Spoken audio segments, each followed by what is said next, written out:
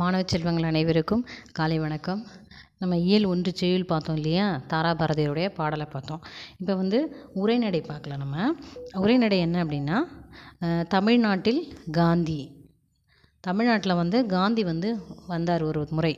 வரும்பொழுது என்னெல்லாம் நடந்தது அப்படின்றது தான் இந்த பாடத்தில் முழுக்க முழுக்க உங்களுக்கு சரியா? இப்போ பாருங்கள், நுழையும் முன் பாருங்கள், காந்தியடிகள் இந்திய விடுதலைக்கு பாடுபட்டவர் என்பதை நாடு நன்கு அறியும். நல்லா உங்களுக்கும் தெரியும் இல்லையா? நம்முடைய மகாத்மா காந்தி நம் நாட்டுக்காக போராடியவர் இல்லையா? அப்போது பெண்கள் முன்னேற்றம், சமுதாய மறுமலர்ச்சி, தீண்டாமை ஒழிப்பு முதலியவற்றுக்காக அவர் பாடுபட்டார். காந்தியடிகள் எதுக்கெல்லாம் பாடுபட்டாங்க?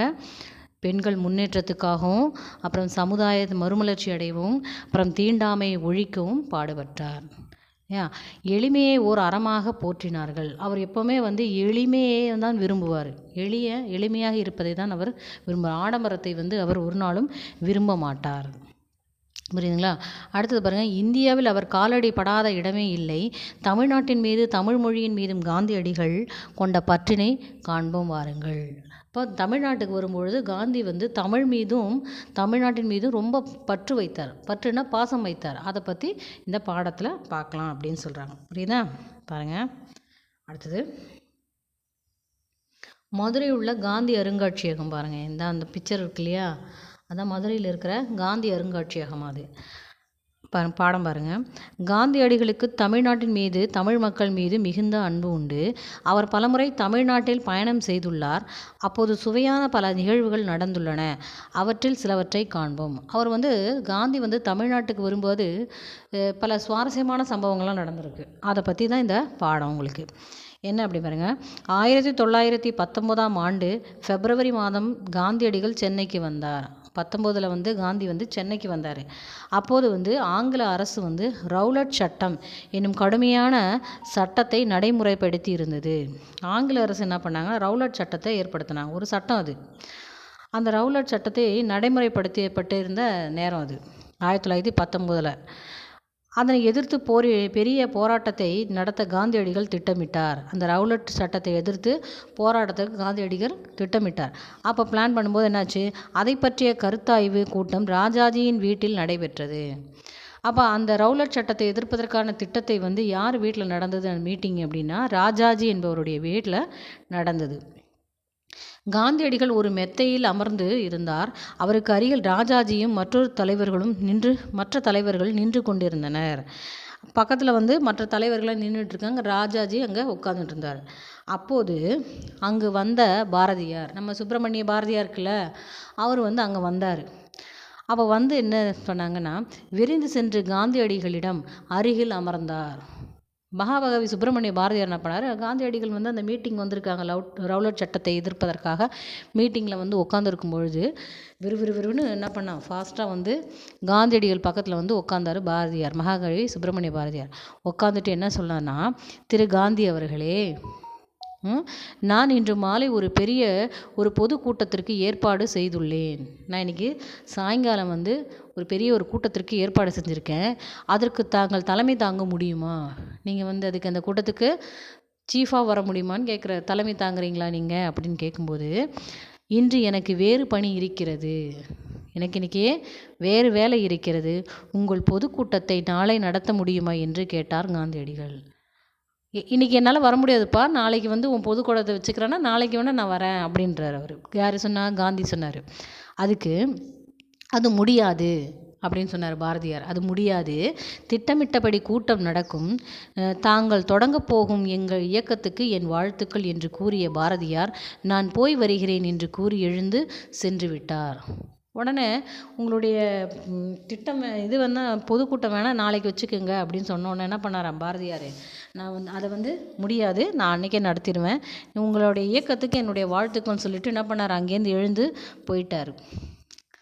அதுக்கப்புறம் பாருங்க, அவர் சென்றதும் அவர் போயிட்டார் இல்லையா? பாரதியார் எழுந்து போனவுடனே காந்தி கேட்குறார், இவர் யார் என்று காந்தி வியப்புடன் கேட்டார். ஒரே ஆச்சரியம், என்னடா சொன்ன உடனே அவர் வாட்டுக்கு சொன்னார், கிளம்புனார், போயிட்டே இருக்காரு அப்படின்னு சொன்னோடனே ஒரே ஆச்சரியமாக இருந்தது. இவர் யார் அப்படின்னு கேட்குறாரு. உடனே அங்கே சொல்கிறாங்க பாருங்க, இவர் எங்கள் தமிழ்நாட்டு கவிஞர் என்றார் ராஜாஜி. எங்களுடைய தமிழ்நாட்டில் இருக்கிற கவிஞர் இவர் சுப்பிரமணிய பாரதியார் இல்லையா? அப்படியா, இவரை பத்திரமாக பாதுகாக்க வேண்டும் என்றார் காந்தியடிகள். இந்த மாதிரி ஒருத்தரை பத்திரமா நம்ம நாட்டுக்கு தேவைப்படுது, அதனால் என்ன பண்ண, இவரை பத்திரமா நம்ம பாதுகாக்க வேண்டும் அப்படின்னு சொன்னார் காந்தியடிகள். இந்நிகழ்ச்சியின் மூலம் பாரதியார் பற்றிய காந்தியடிகளின் மதிப்பீட்டை அறியலாம். புரியுதா? இதிலிருந்து பாரதியாருடைய மதிப்பீடு எவ்வளவு என்பது, மதிப்பு எவ்வளவு என்ன என்பது தெரிந்தது. புரியுதுங்களா? அது 1919 நடந்தது. அடுத்து பாருங்கள், 1921 என்ன நடந்ததுன்னு பாருங்கள். 1921 ஆண்டு செப்டம்பர் மாதத்தில் காந்தியடிகள் தமிழ்நாட்டிற்கு வந்தார். செப்டம்பர் மாதம் தமிழ்நாட்டுக்கு வந்தார். அப்போ என்னாச்சுன்னா, அப்போது புகை வண்டியில் மதுரைக்கு சென்றார். செல்லும் வழியில் பெரும்பாலான மக்கள் இடுப்பில் ஒரு துண்டு மட்டும் அணிந்திருப்பதை கண்டார். இப்போ என்ன பண்ணுறாங்க, ட்ரெயினில் மதுரைக்கு போகிறாரு. அப்போ மதுரைக்கு போகும்போது என்ன பண்ணாங்க, இந்த மக்கள்லாம் என்ன பண்ணாங்க, அந்த ஊர் மக்கள் எல்லாம் இடுப்பில் ஒரு துண்டை கட்டிட்டு போகிறத பார்க்குறாரு. அப்போது காந்தியடிகள் நீளமான வேட்டி, மேல் சட்டை, பெரிய தலைப்பாகை அணிவதை வழக்கமாக கொண்டிருந்தார். இவர் மதுரைக்கு வரதுக்கு முன்னாடி அவர் என்ன ட்ரெஸ் போட்டிருந்தாருன்னா, காந்தியடிகள் பெரிய வேஷ்டி, அப்புறம் அதுக்கு மேலே சட்டை போட்டிருந்தார், பெரிய தலைப்பாலாம் கட்டிகிட்டு இருந்தார். ஆனால் இந்த மதுரைக்கு இதெல்லாம் பார்த்த உடனே என்ன பண்ணுச்சு, அவருடைய மனது மாறிவிட்டது. எப்படின்னா, பெரும்பாலான இந்தியர்கள் போதிய உடைகள் இல்லாமல் இருக்கிறார்கள். இப்போ பெரும்பாலான நிறைய மக்கள் தனக்கு தேவையான உடையே இல்லாமல் இருக்கிறாங்களே.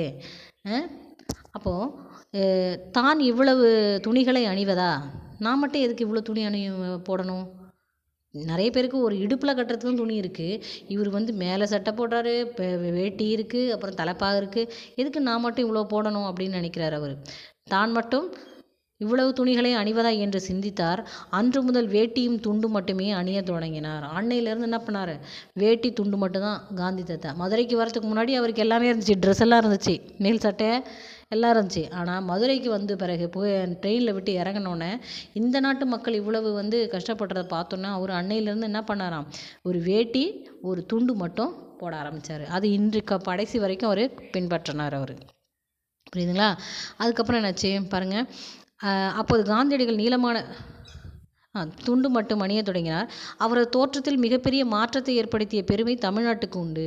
அப்போ அவருடைய தோற்றமே மாறிவிட்டது. மேல் சட்டையெல்லாம் போட்டவன் காந்தி லாஸ்ட்டாக துண்டும் வேஷ்டி மட்டும்தான் போட்டுருக்காரு. அந்த கோலத்திலேயே தம் வாழ்நாள் முழுவதும் இருந்தார். உலகம் போற்றிய எளிமை திருக்கோலம் இதுவாகும். அந்த உலகமே போற்றக்கூடிய ஒரு திருக்கோலம் எதுன்னு கேட்டால் இந்த வேட்டியும் துண்டும் அப்படின்னு சொல்கிறாங்க. அதுக்கப்புறம் காந்தியடிகள் இந்த 2 முடிஞ்சிச்சு இல்லையா?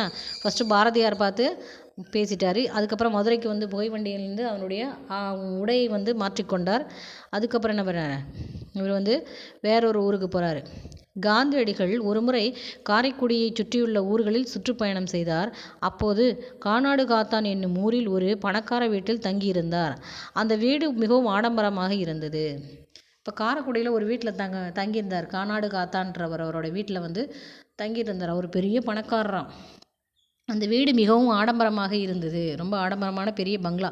வீட்டில் எங்கு பார்த்தாலும் வெளிநாட்டு பொருள்கள், அலங்கார பொருள்கள் நிறைந்திருந்தன. வெளிநாட்டு பொருள்கள்லாம் அலங்காரம் செஞ்சுட்டு இருந்தாங்க. காந்தியடிகள் அந்த பணக்காரரிடம், உங்கள் வீட்டை வெளிநாட்டு பொருள்களால் அழகு செய்திருக்கிறீர்கள், அதற்கு செலவு செய்த பணத்தில் 10ல் 1 பங்கு பணத்தை என்னிடம் கொடுத்தால் போதும். நீங்கள் இத்தனை செலவு செஞ்சுருக்கீங்களே, அத்தனை செலவு செஞ்ச பணத்தில் 10ல் 1 பங்கு கொடுங்க, என்னிடம் கொடுத்தால் போதும். இதை விட அழகாக செய்து விடுவேன், உங்கள் பங்களாவை விட அழகாக பண்ணிடுவேன் நான் அப்படின்னு சொல்கிறாரு காந்தி. பணக்காரர் தலை குனிந்தார். இது கேட்ட உடனே என்ன பண்ணார், அந்த பணக்காரன் அசிங்கப்பட்டு தலை குனிஞ்சிட்டார். தன் வீட்டுக்கு காந்தியடிகள் மறுமுறை வந்தபோது அங்கே வெளிநாட்டு பொருள்கள் ஒன்று கூட இல்லை.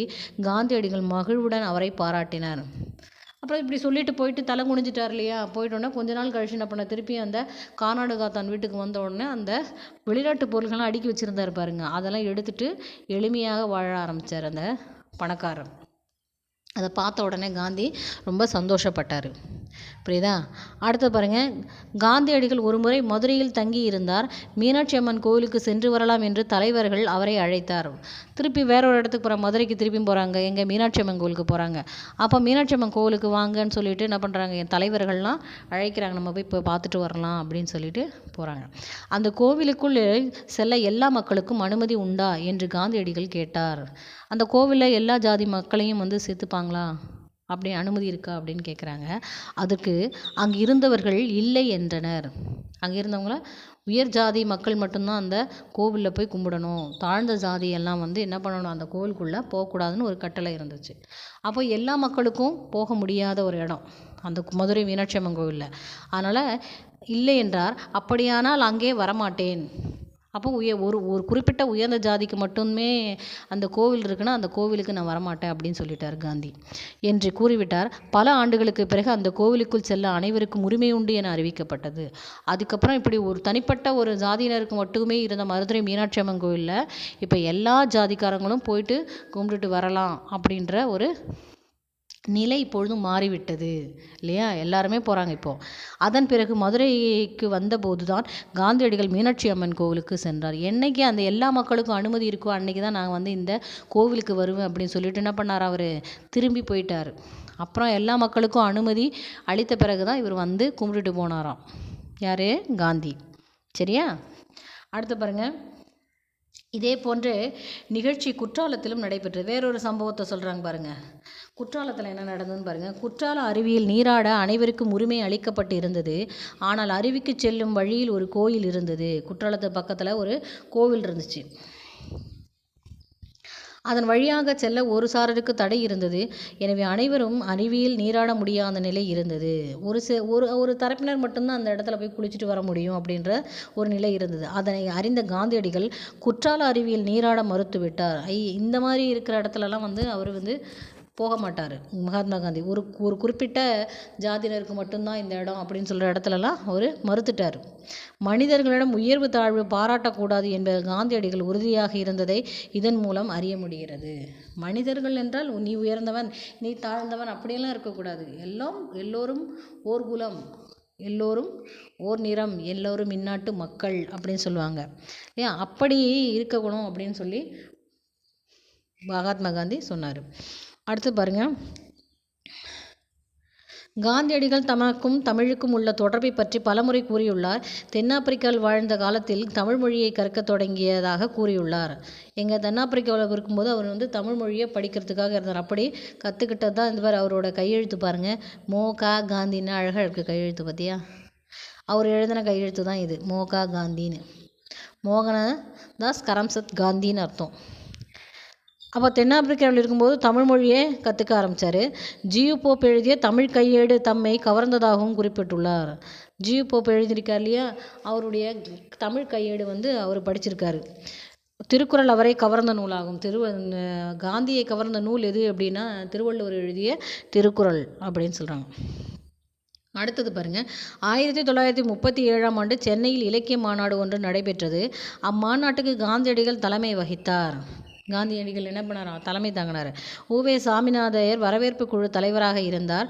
உவே சாமிநாதனின் உரையை கேட்ட காந்தியடிகள் மகிழ்ந்தார். உவே சாமி, தமிழ் தாத்தான்னு அழைக்கப்படுகின்ற உவேசா, அவருடைய தமிழ் சொற்பொழிவை கேட்ட உடனே அவர் மேலே ரொம்ப பற்று உடையவராக இருந்தார், பாசமுடையவராக இருந்தார். அவருடைய உரை அவருக்கு ரொம்ப பிடிக்கும். உவேசாவுடைய உரை, உவே சாமிநாதன் சொல்லுவாங்க. அவருடைய உரை கேட்கும்பொழுதெல்லாம் அவர் மகிழ்ந்தார். இந்த பெரியவரின் அடிநிழலிலிருந்து தமிழ் கற்க வேண்டும் என்று ஆவல் உண்டாகிறது என்று கூறினார். இந்த பெரியவர்கிட்ட எனக்கு தமிழ் கற்றுக்க வேணும், எனக்கு ஆசையாக இருக்குது அப்படின்னு சொன்னாராம் காந்தியடிகள். யாரை பார்த்து? உவேசாவுடைய தமிழ் சொற்பொழிவை பார்த்து காந்தியடிகள் சொன்னாரா சொல்கிறாங்க. அடுத்து, இந்நிகழ்வு மூலம் ஏற்றத்தாழ்வு அற்ற சமுதாயம் மலர வேண்டும் என்னும் காந்தியடிகளின் உள்ள உறுதியை அறிந்து கொள்ளலாம். மேலும் அவர் தமிழ் மொழியின் மீது கொண்ட பற்றையும் அறிந்து கொள்ள முடிகிறது. அப்போ இதிலிருந்து என்ன தெரியுது அப்படின்னா, சமுதாயத்தில் ஏற்றத்தாழ்வு யாரும் கூடாது, எல்லோரும் சமம் என்ற நிலையில் இருக்க வேண்டும் அப்படின்றது காந்தியுடைய கருத்து. ரெண்டாவது தமிழ் மொழியில் அவருக்கு இருந்த பற்று நமக்கு தெரிகிறது இல்லையா. தமிழின் மீதும் தமிழ் மொழியின் மீதும் மிகுந்த பற்றுடையவராக இருந்தார் காந்தியடிகள். இந்த பாடத்தின் மூலம் உங்களுக்கு சொல்கிறாங்க. புரியுதா? சரி, இதை நீங்கள் படித்து பாருங்கள். புரியுதா? நிறைய பேர் செய்யுள் எழுதி அனுப்பியிருந்தேன் ஹோம்ஒர்க்கு, அதை அப்படியே மனப்பாட பகுதியை படிச்சிருங்க. சரியா? இது பாடத்தை நல்லா படிங்க. படித்ததை சந்தேகம் இருந்தால் கேளுங்க. நன்றி. மீண்டும் சந்திப்போம்.